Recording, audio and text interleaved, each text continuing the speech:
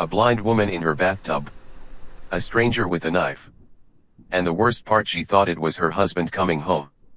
Sarah didn't see the blade sliding her towel away. She didn't see the man watching her from the shadows, his breath slow and controlled. But she felt something wrong. A presence. A shift in the air. And when she finally stepped into her kitchen, her bare foot slipped on something wet. Warm. Thick. Blood. Her husband's blood. My name is Sarah. I lost my sight years ago. But I never lost my fear. And tonight, that fear became real. Sarah is a blind woman living in a luxury penthouse with her husband, Ryan. Every day, she navigates the world through touch, smell, and memory. She knows every corner of that apartment. Every creak in the floor. Every scent that belongs there, and every scent that does not. She trusts no one fully, except Ryan. He was her eyes. Her safety. But when she finds his corpse sprawled on the kitchen floor, her entire world collapses in an instant. She screams his name. Once. Twice. 3 times. No answer. Only silence and the metallic smell of blood. She sobs uncontrollably, her hands trembling as they touch his cold face. And then she runs, straight into the killer. The killer doesn't speak. Not a word. He throws books across the room. He shatters glass with deliberate cruelty. He ties Sarah to her own bed, the rope biting into her wrists. Then he does something strange, something that makes her skin crawl. He smears blood all over her feet. His hands begin to move higher, slowly, deliberately. She screams at the top of her lungs. Get your hands out of there. But he only tilts his head, studying her like a curious animal. He unties her eventually. Why? Because what harm can a blind girl possibly do? That's what he thinks. That's his first mistake. And in this game of cat and mouse, mistakes cost everything. Let me tell you something about fear. It sharpens your senses. I could smell his sweat, a mix of anxiety and old cologne. I could feel the air move every time he breathed. I could hear the fabric of his clothes shifting with each step. But I couldn't see the knife. And that's what made it worse. The not knowing. The waiting. The certainty that at any moment, the blade could find my skin. The killer isn't a monster. Not exactly. He's a thief. A desperate man. He finally speaks, his voice low and cold. He tells Sarah her husband stole something from him, money no. Something much bigger. Something worth killing for. Then he grabs her face, his fingers digging into her cheeks. Tell me where the cash is, he whispers, or I'll gouge your eyes out. A blind woman threatened with blindness. The irony is cruel, almost laughable if the situation weren't so terrifying. Sarah asks to change her clothes because she's freezing. The chill has settled deep into her bones. Smart move. It buys her time. Seconds matter when you're blind and running for your life. Every moment she delays is another moment to think, to plan, to survive. A phone suddenly rings, cutting through the silence like a blade. The killer answers. He talks to someone named Robert. Sarah listens carefully, storing every word. While he's distracted, her hands move silently across the table. She finds a camera. Heavy. Solid. A weapon. She hides it behind her back, her heart pounding so loud she's sure he can hear it. When he comes close again, she doesn't hesitate. She swings with everything she has. Crack. The impact vibrates through her arms. She doesn't wait to see the damage. She doesn't need to see. She runs. Down the stairs. Through the door. Out into the cold night air. Screaming into the street. Someone help me. Someone call the police. Please. A bald man appears from the shadows. Robert. He flashes a badge. He speaks with authority. He says he's there to help. But Sarah doesn't know yet, not yet, that Robert is the killer's partner. That she has just run from one wolf straight into the jaws of another. Robert escorts Sarah back inside. We'll wait for backup, he says, his voice calm and reassuring. But when Sarah hears the killer's voice from across the room, the truth hits her like a physical blow. He's the one. She screams, pointing frantically.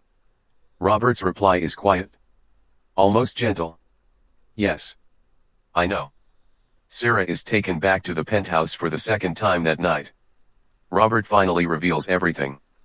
Her husband Ryan was a thief. A good one. They pulled a massive heist together, millions of dollars. But Ryan ran. He took the money and disappeared into a normal life. Now they want it back.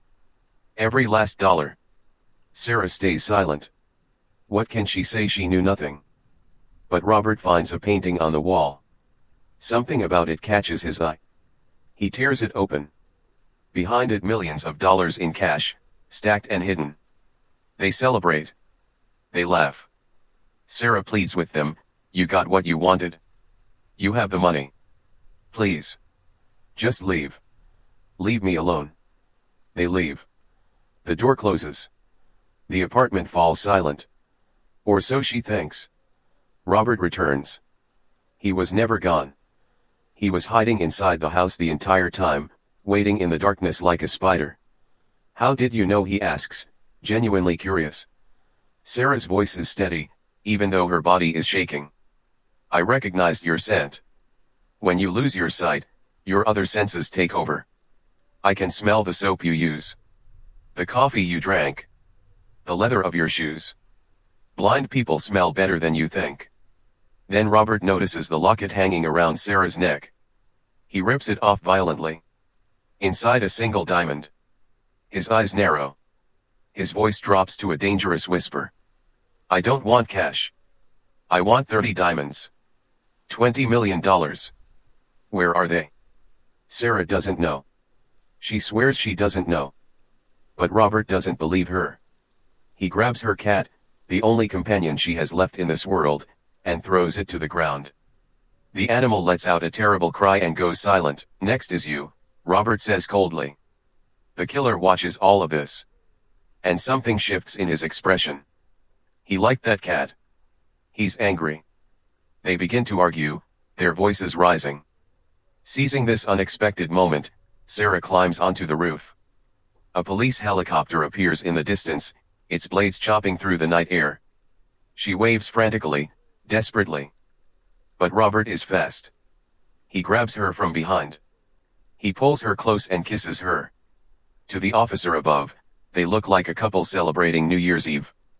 The helicopter flies away. Sarah's last hope disappears into the night. Robert drags her back inside. He's done playing games. He waterboards her, a towel over her face, water pouring down relentlessly. She can't breathe. She chokes. She gasps. Her lungs burn. This is torture, pure and simple, and Robert doesn't flinch. The doorbell rings.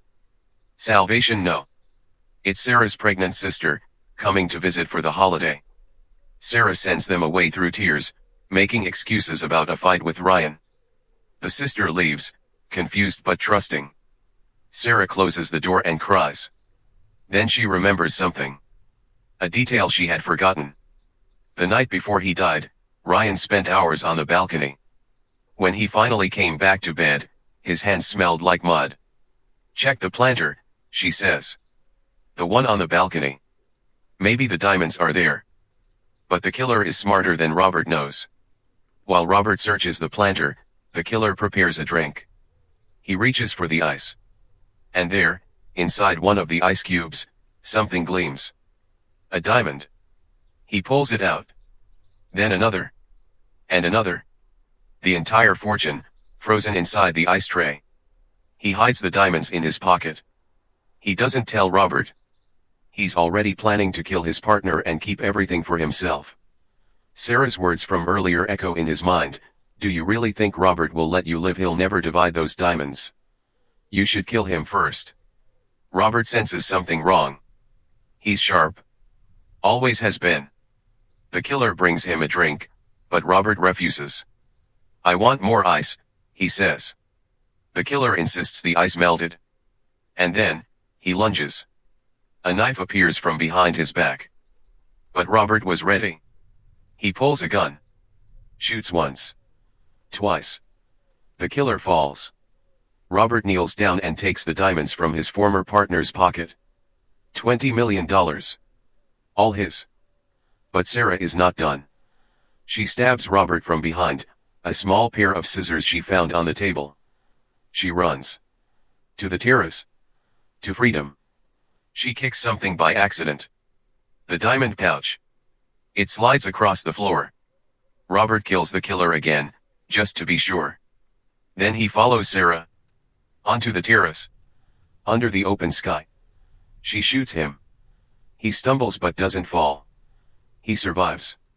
And then, fireworks. Midnight. New Year's Eve. The sky explodes in light and sound. Sarah can't hear his footsteps anymore. The explosions drown out everything. She is blind and now deaf to the danger. Robert knows this. He stays silent, he moves closer. Step by step. Invisible. But Sarah has one move left. She reaches into the pouch. She pulls out a single diamond. She throws it down onto the ground. I'll throw them all. She screams. Every single one. Watch them scatter. Robert panics.